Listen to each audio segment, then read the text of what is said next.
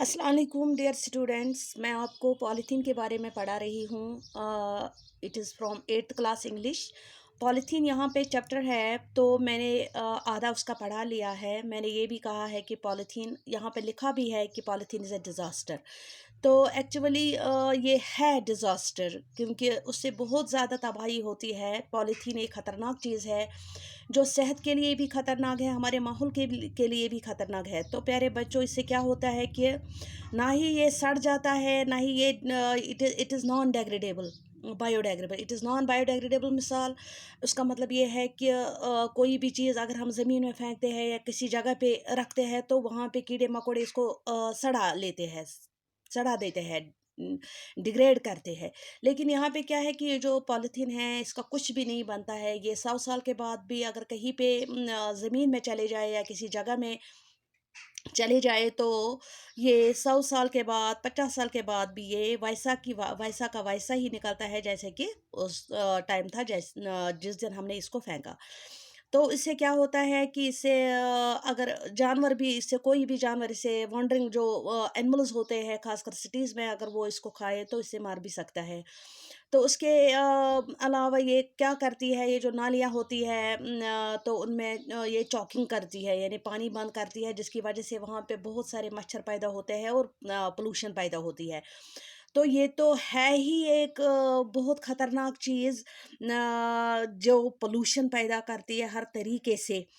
लेकिन आजकल के ज़माने में फ्रॉम 80s 1980s, तो 80s से उसका इस्तेमाल ज़्यादा हो गया है। अब हर कोई चीज़, चाहे वो खाने की चीज़ हो, कोई भी इस्तेमाल शुदा चीज़ हो, तो वो बाज़ार से हम इन्हीं पॉलीथीनों में लाते हैं। तो उसके बाद हम क्या करते हैं, इनको हम पॉलीथीनों को ऐसे ही हम सड़कों पर, मैदान में, कहीं भी फेंकते हैं बगैर सोचे कि इसका क्या होगा, इससे क्या होगा।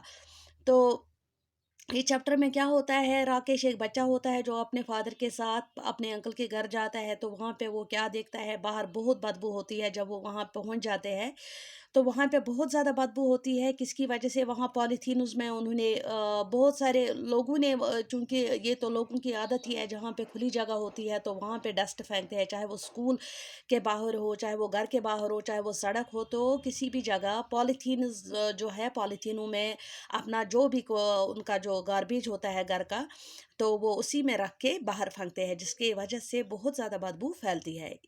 तो इसी तरह से राकेश ने भी वहाँ पे, जब वो अंकल के घर पहुँचा, तो वहाँ पे बाहर बहुत ज़्यादा बदबू थी, बहुत ज़्यादा मतलब बैड स्मेल थी। तो उसने क्या किया, जो ही वो घर के अंदर गया, तो उसने अपने अंकल से सवाल किया, अंकल ये बाहर इतनी बदबू क्यों है? तो बहुत ज़्यादा बदबू है, सिटिंग आउटसाइड। सिटिंग का मैंने बोला कि अनप्लीजेंट स्मेल होता है, STI के सिटिंग का मतलब है। तो फिर अंकल ने उससे कहा कि बेटा, ये बाहर जो ये कूड़ा करकट है, पॉलीथीन्स है, तो इसी की वजह से ये बदबू है। फिर उसने, राकेश ने अपने अंकल से कहा कि आखिर ये पॉलीथीन बनाए किसने? उसने उस टाइम नहीं सोचा था। तो उसने कहा, बेटा, उस टाइम उसने खाली वो डिस्कवरी की थी, उसको ये पता नहीं था कि एक ज़माना आएगा कि उसका जो इस्तेमाल है वो बहुत ज़्यादा बड़ी सतह पे होगा। तो ये भी मैंने बोला है कि ये एक जर्मन साइंटिस्ट था जिसका नाम था हैंस वॉन पैचमैन, हैंस वॉन पैचमैन। तो उसी ने ये डिस्कवर किया। उस टाइम क्या किया उसने, वो कोई एक्सपेरिमेंट कर रहा था, तो जो ही उसको कोई रेजिड्यू बाकी टेस्ट ट्यूब में रह गया, तो उसी से उसने एक लिफाफा बना लिया। बस उसने डिस्कवरी ही की थी। तो थोड़े वक़्त तक, बहुत सालों तक उसका इस्तेमाल नहीं हो गया। लेकिन 80 से उसका जो इस्तेमाल है बहुत ज़्यादा हो गया है। ये क्यों है? क्योंकि ये बहुत ज़्यादा सस्ते होते हैं, ये लाइट होते हैं, लाइट टू कैरी, एंड ये चीप भी होते हैं, सस्ते भी होते हैं, जिसकी वजह से दुकानदार भी उसको रखते हैं। उनको बिल्कुल आसानी होती है उनमें सामान देना। चूँकि बच्चों, मैंने ये भी बोला कि अगर इसमें कोई चीज़ हम लाते हैं, चूँकि कोई चीज़ क्या, उसमें हर कोई चीज़, इस ज़माने में हर कोई चीज़ इसी में लाते हैं बाज़ार से, चाहे वो बेकरी हो, चाहे वो कन्फेक्शनरी हो, फ्रूट्स हो, वेजिटेबल्स हो, जो भी हम लाते हैं वहाँ से, बाज़ार से, तो हम इन्हीं पॉलीथीनों में लाते हैं। तो उसके बाद हम क्या करते हैं, पहले मैं ये बताऊँगी, अगर कोई चीज़ पॉलीथीन में ज़्यादा देर तक रहे तो वो पॉइज़नस बन जाता है, क्योंकि ये पॉइज़नस ही है, क्योंकि ये जो नायलॉन है, ये जो पॉलीथीन है, it is very much poisonous.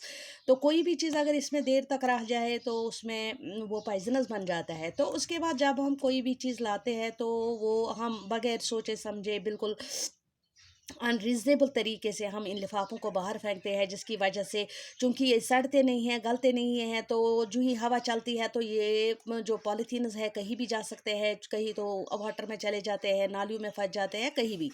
तो जिसकी वजह से बहुत ज़्यादा पॉल्यूशन पैदा होती है। तो आगे यहाँ से राकेश's फादर, अब राकेश का जो बाप है वो सवाल करता है, Rakesh's father, no my child, they are non biodegradable, in other words they do not decay on their own, we cannot even burn them as the burning would cause immense air pollution। तो ये मैंने पहले ही आपको बोला। तो यहाँ पे राकेश का फादर अब अपने बेटे और उसके अपने भाई के बेटे से बोलता है, नो माय चाइल्ड, प्यारे बच्चों ऐसी ये बात नहीं है, ये जो लिफाफे होते हैं ये नॉन बायोडिग्रेडेबल है। उसका मतलब क्या है प्यारे बच्चों, मैं आपको समझाऊंगी। बायोडिग्रेडेबल और नॉन बायोडिग्रेडेबल का मतलब क्या है। बायोडिग्रेडेबल वो होते हैं, वो चीज़ होते हैं जैसे कि हमारे घरों में क्या होता है, सब्जियों का छिलका होता है, मेवों का छिलका होता है, या कोई भी अगर हम कोई बाहर कोई मतलब पिट खोते हैं, एक गड्ढा खोते हैं, तो उसी में जमा करते हैं वो कूड़ा करकट बगैर लिफाफों के। तो थोड़ी देर बाद उसको क्या हो जाता है, जिस तरह हमारे घरों में क्या होता है, वो गोबर वोबर होता है, तो वो हम बाहर उसको रखते हैं, तो थोड़ी देर बाद उसको क्या हो जाता है, वो सड़ जाता है। किसकी वजह से सड़ जाता है, उसमें कीड़े मकोड़े जो होते हैं, माइक्रोस्कोपिक ऑर्गेनिजम्स होते हैं, मतलब लिविंग ऑर्गेनिजम्स होते हैं जिसको सड़ाते हैं, इजंट। लेकिन ये जो तो उस मटेरियल को जो ये सड़ जाता है तो उसको हम बायोडिग्रेडेबल बोलते हैं। बायो क्यों बोलते हैं, क्योंकि उसमें जो कीड़े मकोड़े पड़ जाता है तो वही इसको सड़ा देते हैं। लेकिन नॉन बायोडिग्रेडेबल का मतलब है जो चीज़ सड़ नहीं जाता है। खासकर मुझे लगता है एक तो प्लास्टिक और दूसरा ये तो एक ही चीज़ से ही बनते हैं ना। बेसिक उनका जो मटेरियल होता है एक ही होता है। तो पॉलीथीन और प्लास्टिक ये ऐसे दो चीज़ है जो सड़ नहीं जाते हैं। दो these things are non biodegradable. So Rakesh के फादर ने उनसे बोला कि प्यारे बच्चों, बात यह है कि ये जो लिफाफे है ये नॉन बायोडिग्रेडेबल है, ये सड़ नहीं जाते हैं, we can not even burn them. तो हम इनको जला भी नहीं सकते हैं, क्योंकि जो भी अगर आप खुद भी देखोगे, अगर आप लिफाफे को जला दोगे, एक तो उसमें बहुत ज़्यादा तेज़ बदबू निकलती है, तो जिससे हवा बिल्कुल पोल्यूट होती है। वहाँ के जो रहने वाले इधर उधर, या हमारा घर भी, हमारे घर के रहने वाले भी, तो उसकी जो वहाँ बैड स्मेल होती है, ख़तरनाक स्मेल होती है, तो वो बर्दाश्त के काबिल नहीं होती है। तो दूसरी बात ये है कि जलाने के बाद उनका जो जैसे कि हड़ी बन जाती है, वो अच्छी तरह से जल भी नहीं जाते हैं। तो ख़ासकर उनसे जलाने से उनकी जो होती है हवा में पोल्यूशन होती है, बहुत पॉइजनस गैस चला जाता है हमारे हवा में। Rohit, uncle what are harmful effects. तो यहाँ पे रोहित ने अब सवाल किया अंकल से, तो अंकल व्हाट और इट इज़ हार्मफुल इफ़ेक्ट्स। तो उसके जो हार्मफुल इफ़ेक्ट्स है, उसके जो खतरनाक मतलब बैड इफ़ेक्ट्स है वो क्या है। तो राकेश फादर ने कहा, polythene has money harmful effects. उसके जो प्यारे बच्चों, उसके जो इफ़ेक्ट्स है, बैड इफ़ेक्ट्स है, हार्मफुल नुकसानदेह इफ़ेक्ट्स है, असरात है, नुकसानदेह असरात है, वो बहुत ज़्यादा है।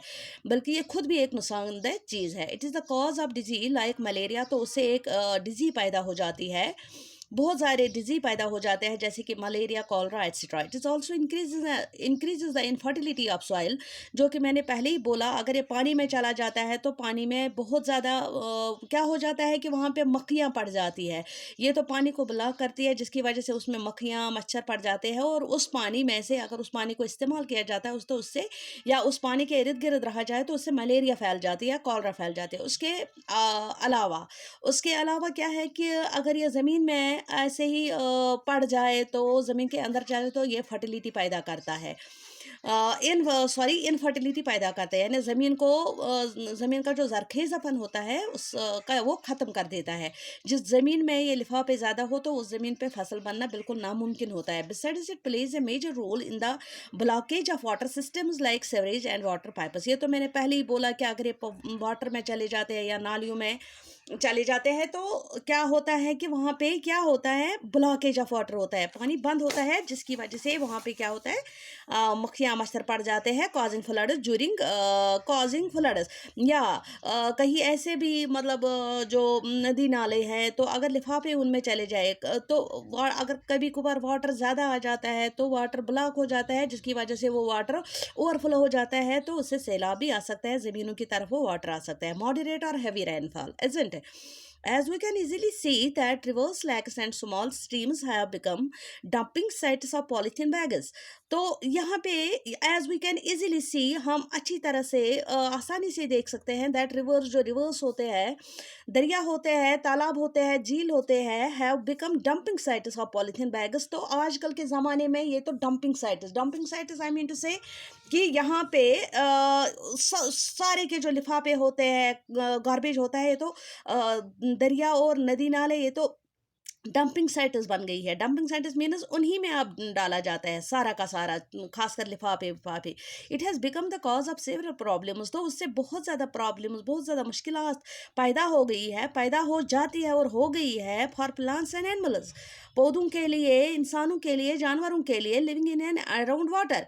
जो भी मतलब पहले ज़माने में बहुत ज़्यादा मछलियाँ, बहुत ज़्यादा एक्वेटिक ऑर्गेनिजम्स हुआ करती थी, लेकिन जब से ये लिफाफे पानी में चले गए, तो तब से जो पानी में एक्वाटिक ऑर्गेनिजम्स है वो बहुत ज़्यादा कम हो गई है, जिसकी क्योंकि क्योंकि ये जो लिफाफे है ये उस वाटर को पोल्यूट करती है, बंद करती है, जिसकी वजह से उसमें जो अपना साकत होता है वाटर का वो ख़त्म हो जाता है. Polythene pollution has wide spread and married effects on ecosystem. तो ये जो पॉलीथीन की पोल्यूशन है ये तो बढ़ गई है, इट इज़ वाइड स्प्रेड, ये पूरी फैल गई, पूरी दुनिया में फैल गई. आज कोई भी चीज़ हमें प्योर नहीं लगता है, आज कोई भी चीज़ ऐसी नहीं है जिसमें बैड इफ़ेक्ट नहीं है. तो ये मुझे लग रहा है कि ये बहुत बड़ा एक काज़ है, पॉलीथीन का जो इस्तेमाल है, इट इज़ अ बिग काज़ फॉर पोल्यूशन, इज़न्ट इट? तो उसकी जो पोल्यूशन है ये वाइड स्प्रेड हो गई है, बहुत ज़्यादा फैल गई है, मायरेड इफेक्ट्स ऑन इकोसिस्टम, और हमारा जो ये माहौल है उसका जो तवाज़ुन है वो बिगड़ गया है. Polythene pollution through polythene pollution through biomagnification enters the food chain and increases along the trophic levels. तो पॉलीथीन पोल्यूशन जो है through biomagnification enters the food chain. तो पॉलीथीन पोल्यूशन है ये हमारी जो बायो मैग्निफिकेशन चेन है, through biomagnification enters the food. तो ये पॉलीथीन पोल्यूशन हमारे जो फूड चेन है उसमें पूरी की पूरी घुस गई है, increase along the trophic. Polythene pollution through biomagnification enters the food chain and increases along the trophic levels. तो ये पूरी हमारा जो ट्रॉपिक लेवल्स है, पूरे मतलब हमारा जो माहौल था, हमारा जो फूड चेन है, ट्रॉपिक लेवल्स है, को किसी भी जगह पे उसकी जो पोल्यूशन है वो एंटर हो गई है. Polythene debris can transport organic pollutants in the seas and oceans. तो पॉलीथीन जो डेब्रिस है, डेब्रिस इसका मतलब है पॉलीथीन का जो वो जो हम पॉलीथीन के जो पॉलीथीन का जो डेब्रिस है, डेब्रिस का मतलब है जो हम फेंकते हैं. कैन ट्रांसपोर्ट ऑर्गेनिक पोल्यूटेंट्स, उसमें जो पोल्यूटेंट्स होते हैं वो ट्रांसपोर्ट होते हैं, मतलब चले जाते हैं in the seas and oceans, तमाम दरियाओं और समंदरों में. मनी मैरीन ऑर्गेनिज्म, बहुत सारे ये जो मैरीन ऑर्गेनिज्म, वाटर के ऑर्गेनिज्म्स है, like ब्रायोजोन्स, ब्रायोजोल्स, barnacles, polychaetes, crabs and mollusks inhabit on plastic and are transported along with the ocean current to new sites where they act as land species. तो बहुत सारे organism यहाँ पे दिए गए हैं, जैसे कि ब्रायोजोन्स है, बॉर्नेसल्स है, पॉलीचेट्स है, क्रैब्स है. ये क्या है कि पॉलीथीनों के ज़रिए ये फ्लो हो गई है. कहाँ पे?